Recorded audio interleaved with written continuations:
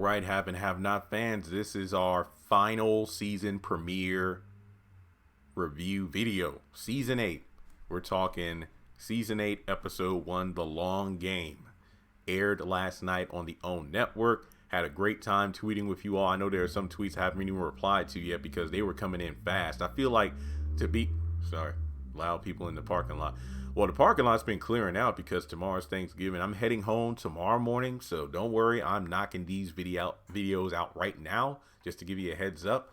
And after I finish this is the last video I need to record. I've already done my trailer breakdowns, and this is my review. I'm going to edit all three, post them all immediately, and then eat some oatmeal, start packing, and then head out tomorrow. So without further ado, make sure you do me the usual favor, which is free. Hit the like button, hit the subscribe button if you have not done so, but you've been to the channel multiple times, or hell, this could be your first time here. Hit subscribe, follow me on social media, links to everything going to be in that description box below, Facebook groups, Twitter, Instagram, what have you. And finally, click that bell notification icon and select all. That way you are notified whenever I post new content to the channel. So, I knew something was different when the previously on the haves and the have-nots, that little title screen there, first of all, I don't think we ever got that at the beginning of any season. You know, we would just jump into like the Frankenstein previously on the haves and the have-nots. We would just jump into the scenes, but no, we had like a little title card in flames. I'm like, whoa, what's going on here? So that popped up. I didn't think too much about it. It caught my attention, but I'm like, oh, okay. So we just do our usual recap of here's what happened last season. And I was cracking up because I tweeted out like, yeah, this is a reminder of all like the 30 new characters we got introduced to last season. I mean, not to rag on the previously, but I feel like the previously on the haves and the have-nots, it was so condensed because there wasn't much that happened. Literally, the biggest things were the Mama Rose and Catherine thing and Wyatt allegedly being killed, but we'll get to that, and so on and so forth. So we jump into Alyssa screaming for help, and for whatever reason, Leo is not doing anything. David's like, go get her, bring her in the house. I'm like, no, I'm going to stay away from this one. So David runs out there, grabs her. She's continuing to scream, and she's thrown back into the house. Kind of the opposite effect of, Uncle Phil tossing Jazz out of the house. We got David tossing Alyssa back into the house.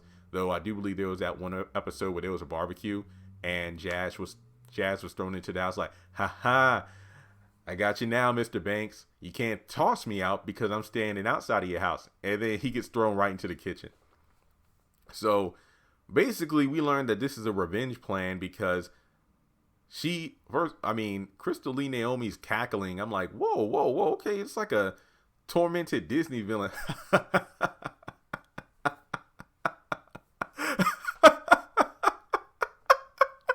Oh, I got you, bitch. Yeah, this is payback for what you did. Took my sister away. First of all, I was like, whoa, Erica. Wait, no, it wasn't Erica. Because remember last season when she and her sister were like 9 years old, their father were raping them and beating their mother. Or wait, didn't she say that he killed their mother? Yeah. And then David put him away for life, and then they were put into foster care. And then as they kept going from foster home to foster home, they made bad choices, and then, her sister OD'd. So, turns out that she's like, oh, well, fine, call the cops. You knew something was up because David handed her the phone. And from there, she's on the phone. He's like, 911, how can we assist you? And he's like, tell him. And then he pulls out the recording, pretty much incriminating herself. Now, if you watch Bruh, there's that one scene, I believe, episode 11, right before the mid-season finale, where Valerie, who is, made false allegations about Tom to their boss at the hospital, making him be on suspension. Mike gets her to incriminate herself at the bar they're at, and he records the entire conversation. So basically, on tape, he got the better of her so she can no longer use him. or yeah, make false allegations against him because she literally incriminated herself on tape. Same thing here. Now, if you watch Zootopia, this reminded me of that scene where I think Judy recorded Nick the Fox to, incriminate himself on tax evasion for selling those lollipops or whatever. It was the same idea here. So after she hangs up the phone, he's like, so tell me this. Did Veronica send you? I don't know that bitch. So basically from there, she's all like, hey, boy, you can't blame a girl for trying. You took it all from me. My sister's like, I did not take your sister from you. I saw that as a judge. You and your sister were in a dangerous situation. So basically it's like, look, we were being raped. We were being, put in, difficult situations because of our father. We were being abused, but at least I have my sister. It's like, nobody made you and your sister take drugs and everything. And then she OD'd. I mean, both of y'all were prostitutes and whatnot. And then, allegedly not Crystal, but Alyssa, went to college. She prostituting in order to pay for it. So, this is all an elaborate scheme. And then the police eventually show up, and apparently there was a call about a woman screaming. And I'm just thinking to myself, and I said this multiple times last season, if the police come because Alyssa's outside screaming rape and she's all making all that commotion, why the hell would the neighbors call for that? But we saw no neighbors call when Veronica was in the dead of night with like a dozen black dudes going up in David's house shooting it up, or when there was that car explosion. I'm going to assume somebody called because there were, David was out of commission. Erica was, dead. So I'm assuming somebody called, oh shit, there was a bombing. And what about, when Veronica set David and Erica's cars on fire? I'm guessing, David and Erica called 911 and the fire department instead of the neighbors. So, oh wow, one black woman screaming is enough to get somebody's attention, but explosions and fires and shootouts, nah, we're just going to ignore it. How about Veronica with the damn megaphone? Disturbance of the peace. Whatever, Tyler Perry. Sheesh. Okay. So the policeman comes up and pretty much, asks Leo what's going on here. Leo shows his license to prove that he's security, and he goes inside and sees Alyssa and David. Pretty much, well, should I tell him or should you? Oh, he likes to role play, a little kinky. Oh, you're cute. Can you take me for a ride? It's like, you know what? Fine, I'm getting out of here. So the policeman leaves, like, just keep it down. So then after he leaves, David kicks Alyssa out. It's like, can I at least get my shoes? No.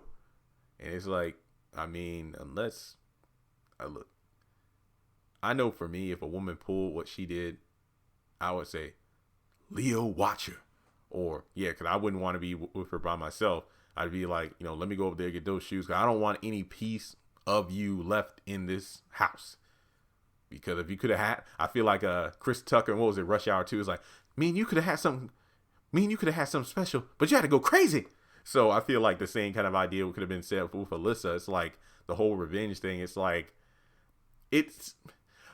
I don't like how her story ended. I feel like it's safe to say Alyssa's gone unless she pops up again and she's pregnant. Haha, I got you. But I think that, yeah, Alyssa's done. I just feel like it was a wasted character. And I know some people are like, well, Jeremy, I think the only reason Alyssa was there was to prove David wasn't stupid. But David pulled one over on us because I feel like this one line delivery made up for the David from season 6. I didn't care for David last season. I feel like he was just Jim's errand boy and he was an asshole.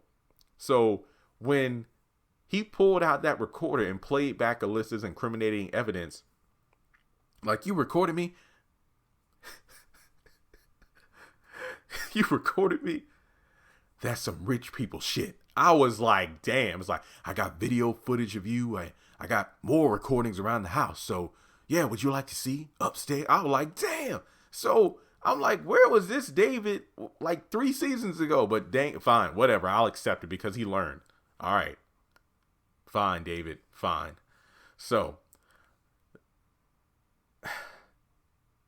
after she's kicked out, David asks Leo about why weren't you involved? Why didn't you do anything? And he's like, I just, it's like, well, you're supposed to protect me. You're supposed to be my security. If that happens again, you're fired. Leo makes it clear that he understands, and the fact that Jeffrey came over and stated that he'll be coming home tomorrow. And he's like, oh, Jeffrey was here? Yes. Did he know that girl was here? He knew someone was here. He just didn't know that was her. All right. Good night, Leo. Good night, sir. So I know you're probably wondering, well, Jeremy, why haven't you talked about, I was going to talk about the theme song. I just didn't want to interrupt the flow of the David Alyssa scene. I just wanted to get that out of the way. Because trust and believe, that could have easily taken up the first 20, 30 minutes of the episode, but it didn't, thank God. I think it did what it was supposed to do, even though I just feel like Alyssa was a wasted character.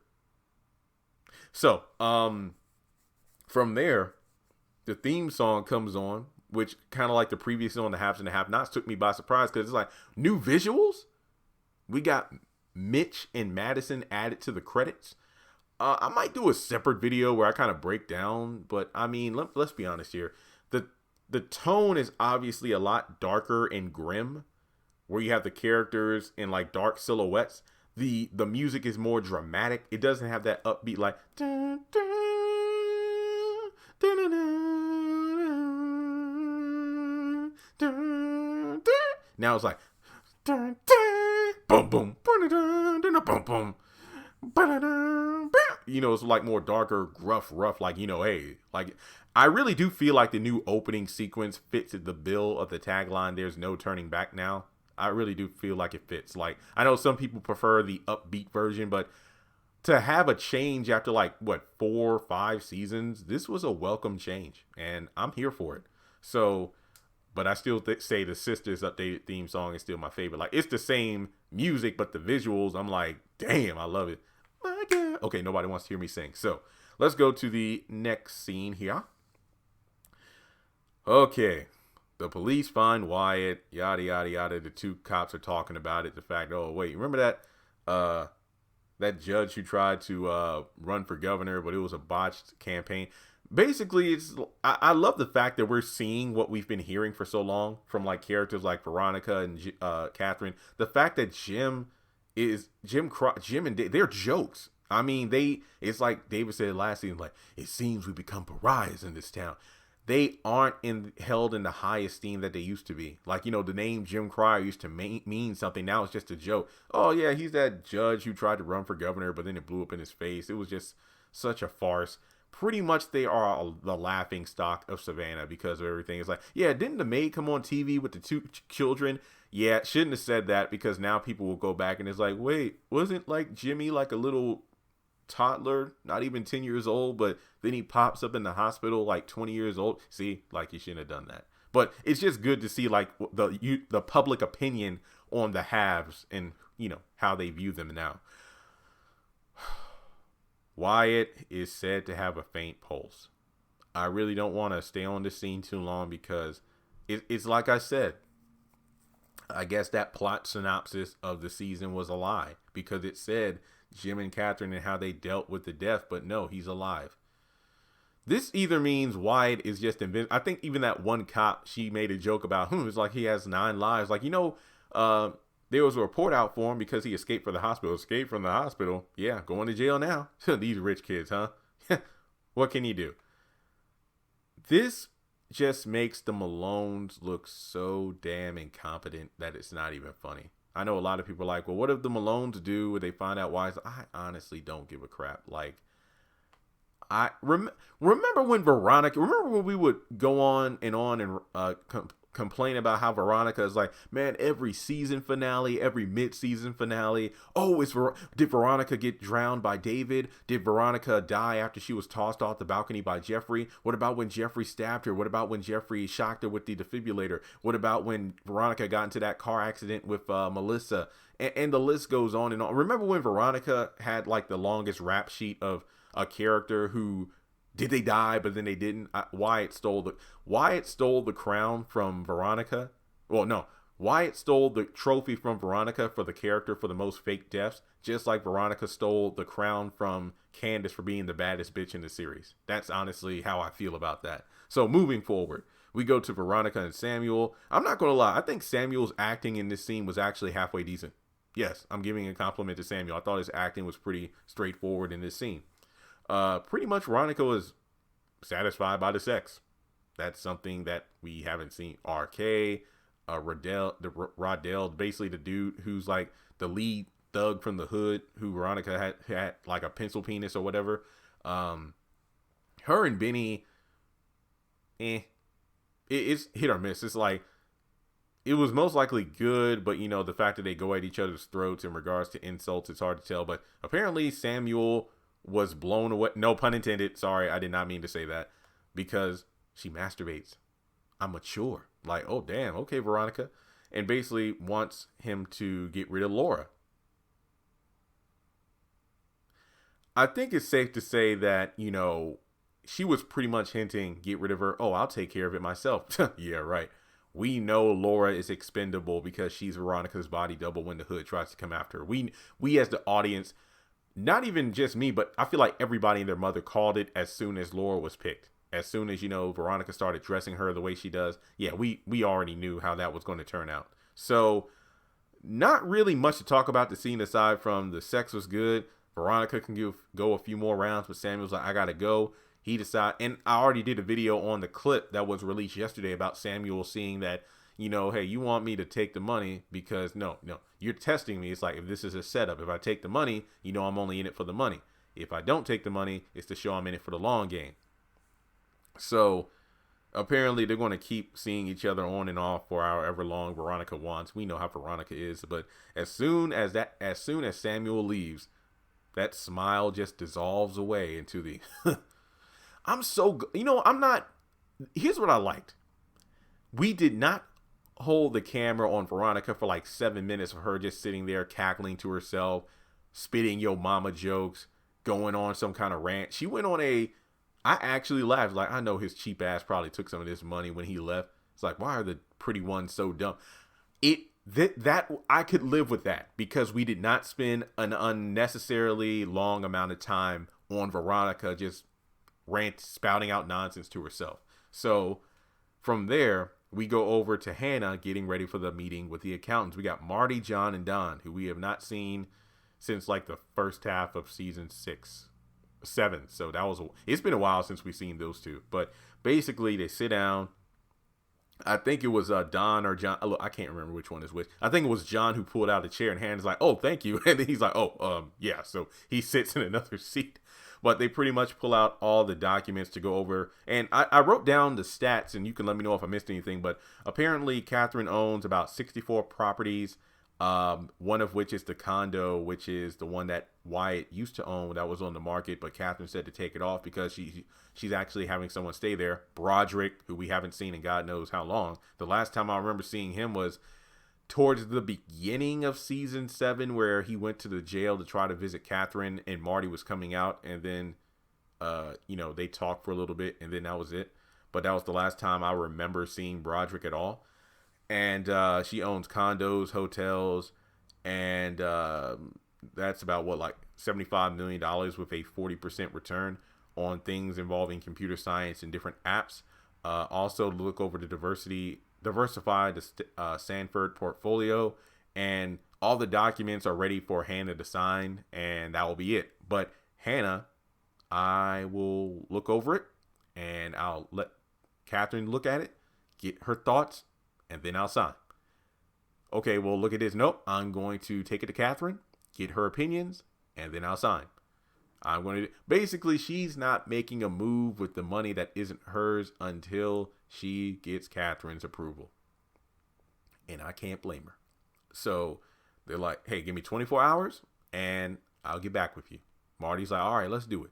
So then they leave the house, and Don and John are like, hey, this is ridiculous. We need to see if we can have this power of attorney revoked, or at least see if we can get it, put to Jim or somebody, because the maid, Catherine's losing it. Marty's like, look, if there's anybody out of this bunch to trust, it's Marty. Yes, he doesn't agree with the maid getting the power of attorney, but he recognizes, like, look, I'm hired by Catherine. You're hired by Catherine. We're going to do what Catherine wants. It's Don and John who are the crooked ones. So basically from there, Marty leaves, and Don and John are like, he's like, look, you do whatever you want. If you want to go to a judge, whatever, I know I'm doing what Catherine stated. So do what you want. So Don and John are talking. Hannah's looking out of the window, and they pretty much go over the fact that, okay, let's try to talk with Jim, see what we can do. It's like, well, I don't know if Jim can get any kind of hold on this, but it's worth a shot. It's better than the alternative of what we're doing now. Fine, okay. So then Hannah goes back to the computer and is like, okay, what's a shareholder? And I appreciate those little details so much, because Hannah could just easily not even bother to look into anything. She could just she could have either just signed those documents to sign them, because even though Don and John and Marty, they said this, they say that, but that doesn't mean there aren't any loopholes in the paperwork where after signing the documents, there could have been some discrepancies, and that would have made Hannah look bad. It's like they said, it's like, look, if you don't sign these documents, you could cost Mrs. Cryer millions of dollars.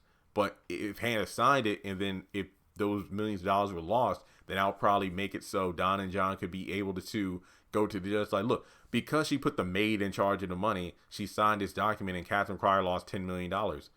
Or here's what I think. If Hannah would have signed those documents, I feel like something would have happened so that $5 million that Don and John had moved would have been lost. And then they could have blamed it on Hannah, gotten the power of attorney, and then the $5 million that they moved for that restaurant or whatever the hell they wanted to start could have been, covered up. So then when the money comes back, when they make it from the new business venture, they can put it back in the account like nothing happened. That's what I think. Like, I think whatever documents Marty handed over were legit, but I feel like anything Don and John had were crooked. Just my opinion. So, yeah, the fact that Hannah's doing her due diligence when she could just do what she said. Hey, let me go talk to Catherine, get her thoughts, then I'll get back with you. No, she's taking the initiative to do the homework. And kudos to her. I like that.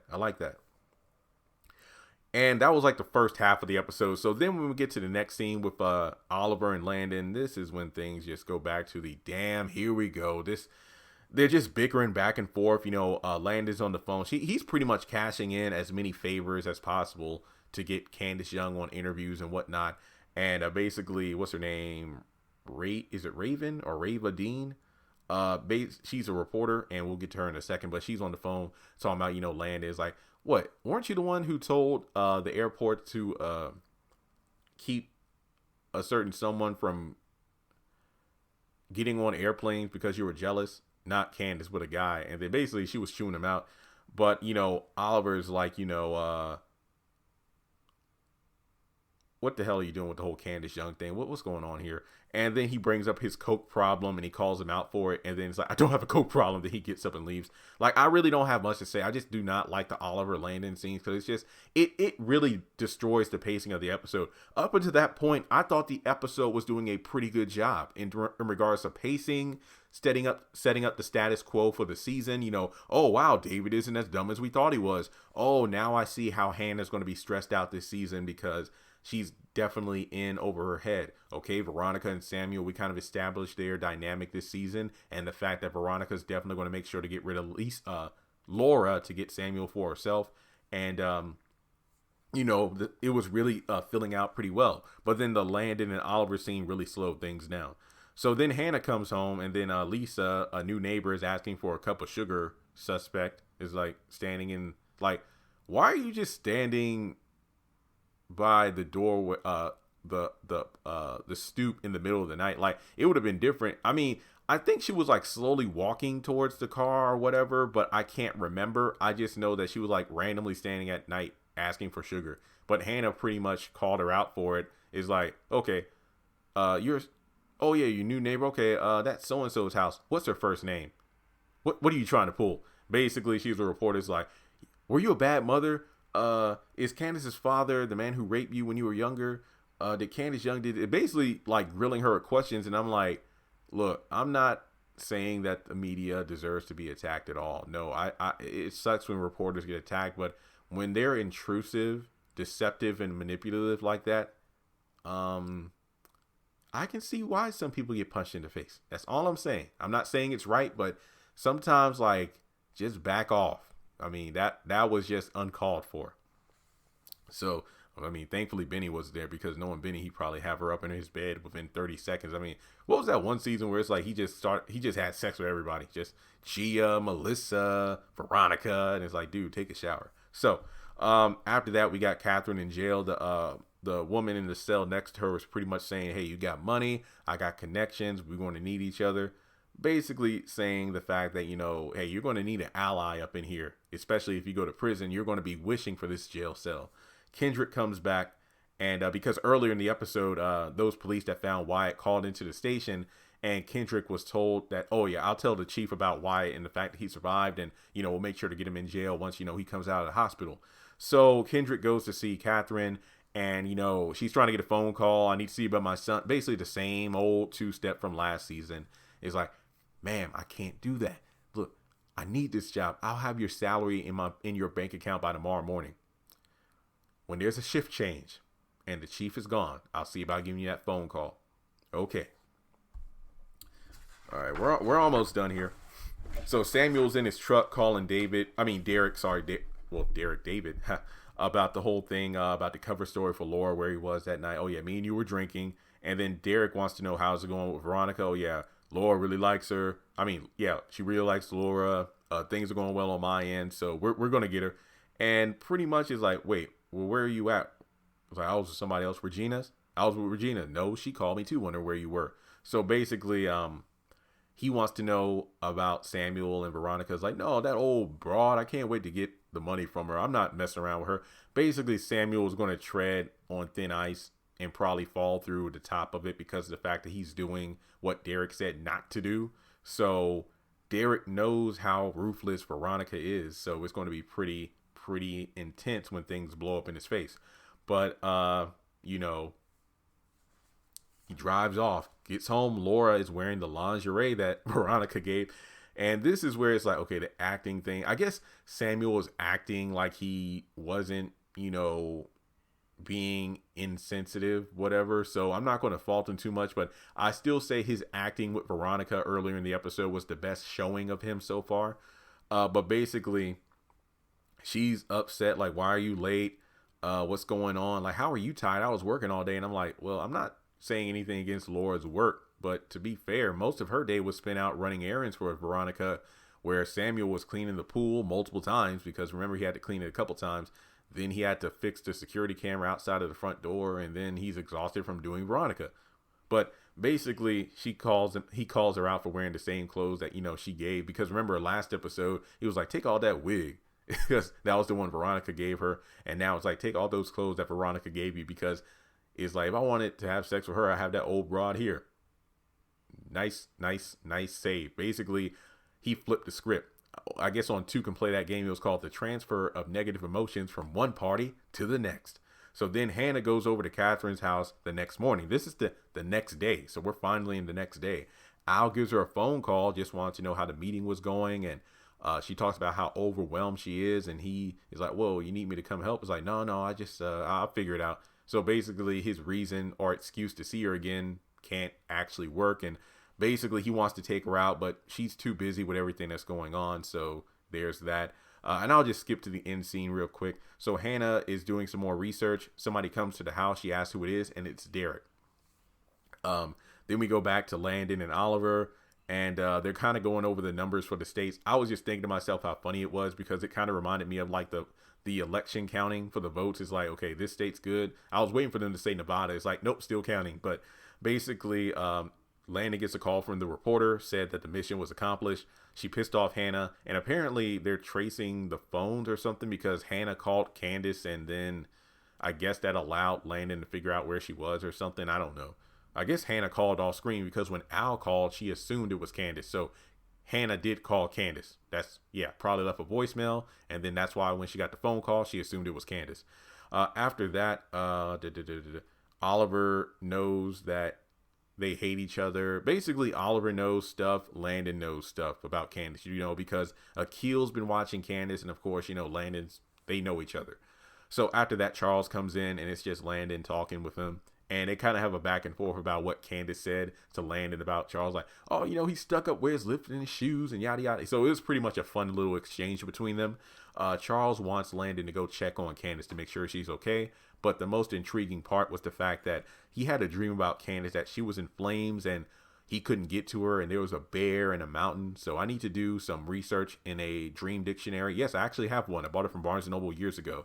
Or I can just look it up online. to see if there's any kind of symbolism there, because this could be foreshadowing. Remember that Scott and Kyle are already planning to kill her. So there's that. We'll just have to wait and see what happens. But remember, flames, bear, and a mountain, because in the opening theme, there's flames, so it's like, interesting. And also a couple, now I think it was both David and Veronica who used the term ruthless. So I'm like, okay, I know it's probably not, I know I'm probably looking into it too much, but the fact that two main characters early in the episode used the term ruthless during the same week where Ruthless is supposed to come back on BET Plus, is that a coincidence? I don't think so. So in any case, guys, 7.5 out of 10. I thought this was a decent episode. I honestly feel like this one episode was better than the majority of the episodes we got during season 7.